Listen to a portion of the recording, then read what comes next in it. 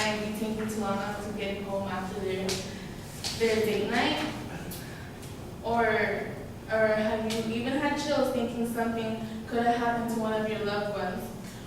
Or even waited hours and hours for that special someone to come through the door? Well, I know I have.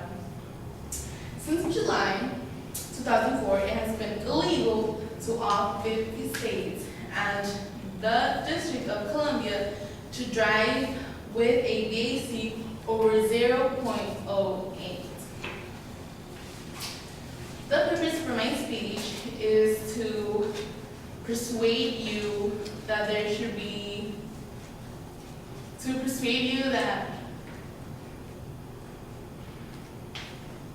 that the policies for drinking and driving should be more strict.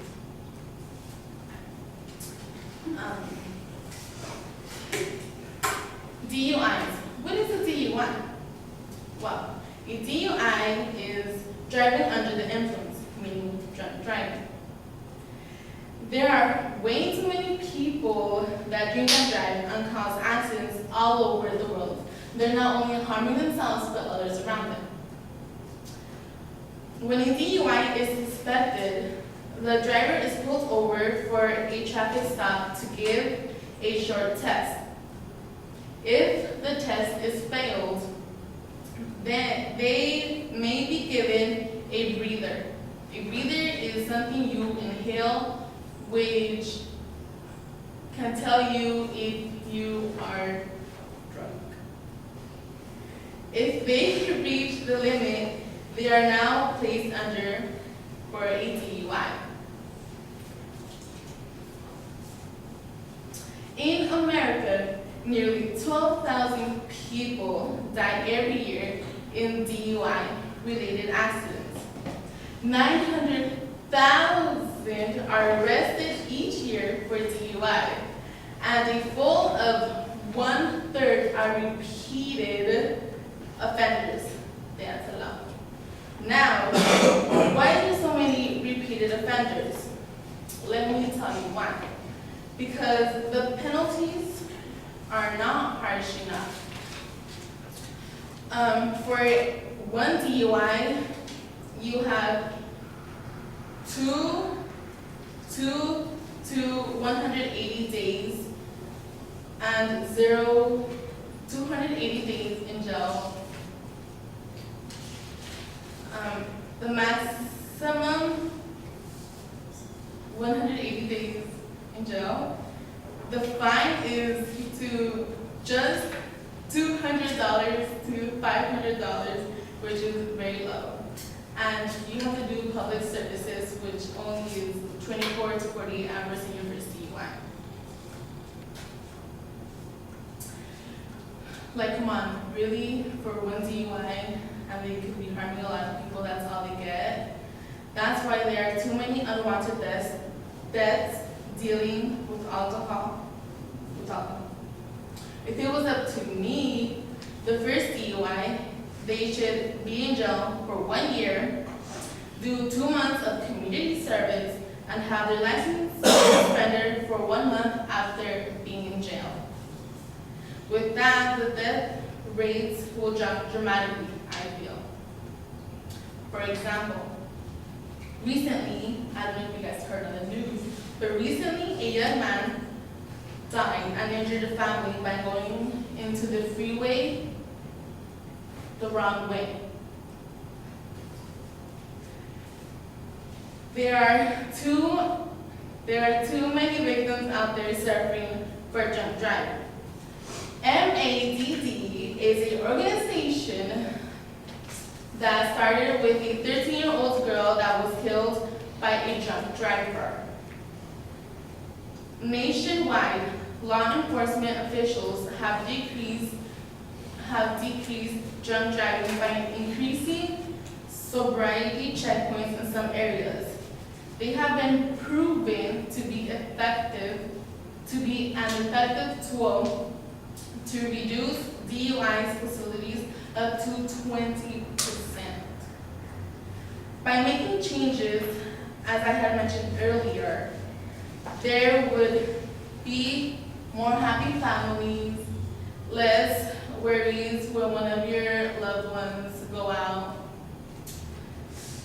I have now gone over some of the penalties of a DUI on the first time you were to get arrested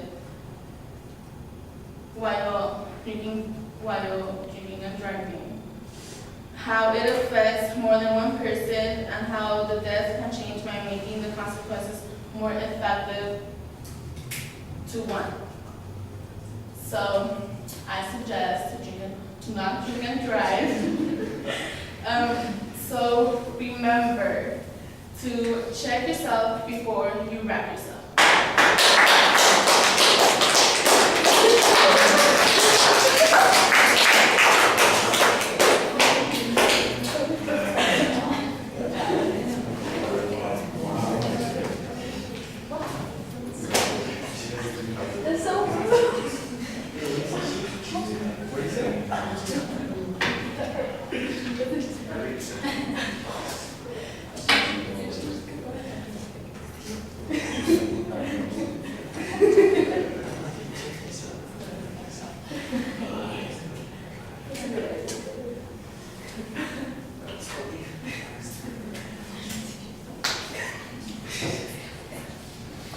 All right, Alberto, what did you think?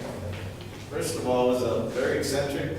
She was very enthusiastic. The attention grabber got my attention, so it's pretty good. She had a little bit of a preview of what she was going to talk about. Her transitions were, at the beginning, I didn't catch the transition until like later on, then I caught on to other transitions. The information, the way she described it, she would talk about what a DUI is and how the laws are enacted when somebody gets a DUI. Personally, I kind of think there may be some conflict of what she was saying, because I have a friend that had a DUI in the first offense and it was a lot more than what she stated. But I could be wrong. Maybe it may differ in different states. Then she implemented her point of view of what she thinks should be, which I think is a little bit stiff, but that's her opinion. I personally think that she could have used more facts towards to why she wants to implement it, more data. Her conclusion was good. I liked it. That's about it. Okay.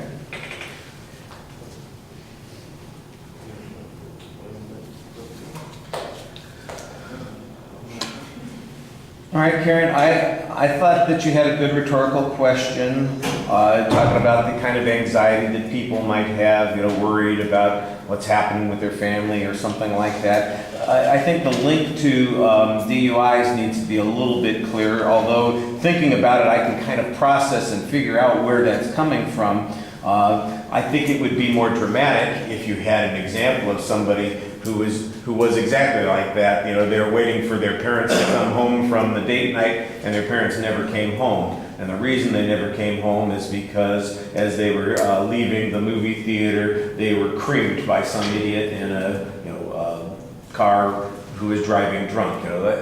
Even a hypothetical would be okay there, so that kind of ties that in. Your subject is clear. Right at the beginning, I could see you kind of struggling. You're looking for the value argument there, and there is one there. You never quite find it. You end up arguing for the policy. That's the way most of the argument develops. And so I think that that's a little bit problematic for this assignment. Like I said, this would be much more effective for the policy proposition, because you immediately tell us what policy we ought to be putting in place of whatever we have currently. Instead of talking about why what we have currently is unjust or unfair, it's how could we fix it? And that's really what a policy argument is all about. I did think that you had some good statistical information in the presentation that needed a source citation, but I thought especially the one statistic that said that 1/3 of these drunk driving arrests, the 900,000 I think that you mentioned that were arrested for that, 1/3 of them are repeat offenders. I mean, that means 300,000 people are doing this a second time. That's where you ought to be getting that value outrage there that says, does that sound fair that somebody has gambled with other people's lives and now they're getting another chance to do the same thing again? I don't really think that's fair, and that's where I think you could maybe emphasize that value argument a little bit more. Internally, I didn't think it was as well organized as it needed to be, and I didn't think that you cited the sources very consistently. At one point you mentioned MAD, but then you didn't tell us anything about MAD. You didn't tell us if the data that we were getting was coming from MAD. And I'm not sure, I think probably most people probably know what MAD is, but you didn't even say what it stood for. You just told us that it was starting because of the death of this 13-year-old girl.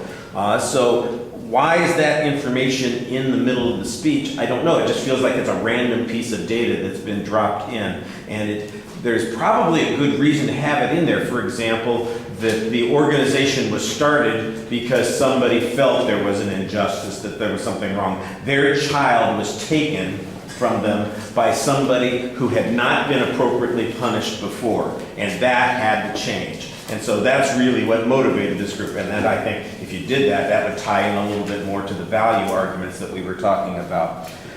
I could see you struggling once in a while to get to the next idea. This is one of those things where it's a little tough because I know people are sort of waiting to get started on their speeches, and in summer it's a little, because we have a condensed schedule, you don't get quite as much time to practice and prepare. I would suspect that if you had the weekend, for instance, if you thought you were going to be speaking today, had to have everything ready today, and then didn't speak, and then you were giving the speech on Monday, it would come across better because you'd have been able to practice it a lot more. So that's just one of those things that takes a little bit of extra time. All right, thank you.